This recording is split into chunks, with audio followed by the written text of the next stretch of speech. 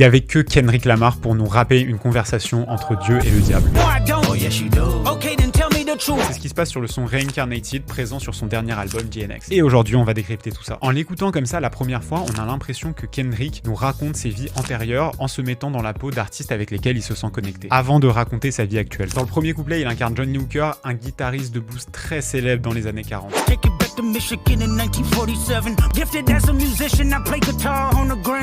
Et forcément le blues c'est une grande inspiration pour la musique de Kendrick Lamar, donc c'est déjà un premier élément de connexion. Mais l'autre événement qui les rapproche, c'est que tous les deux sont partis du domicile familial quand ils étaient encore adolescents. Malgré son admiration, Kendrick critique aussi le rapport malsain qu'avait le guitariste avec l'argent. Il est mort riche mais sans avoir utilisé son argent pour faire le bien autour de lui. Et ça c'est un détail important.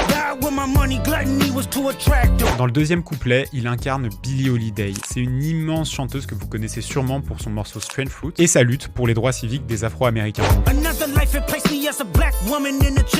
Néanmoins, tout comme pour John Lee Hooker, Kendrick va mettre en avant un des vices de Billie Holiday, à savoir son addiction à l'héroïne qui aura causé sa mort. Bon, on fait un saut dans le temps, on va au dernier couplet et Kendrick nous parle de sa vie actuelle.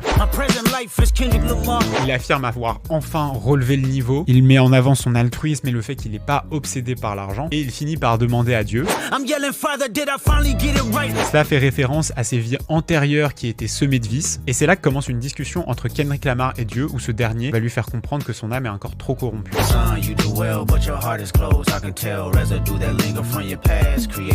Et en fait, on comprend très vite que Dieu est pas en train de s'adresser à Kendrick Lamar. Que depuis le début, c'est pas Kendrick Lamar qui rappe, mais le diable qui s'était réincarné à travers nos trois personnages, John Lee Hooker, Billie Holiday et Kendrick Lamar. Et ça, on le comprend quand Dieu lui dit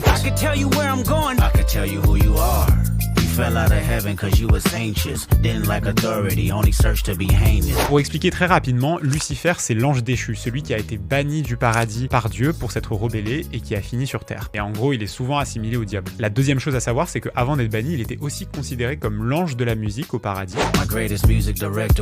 Et donc forcément, sur terre, la musique a une connotation négative. En gros, c'est l'idée que Lucifer s'est réincarné à travers plusieurs artistes et aurait utilisé la musique comme moyen pour accéder à une vie pleine de vices.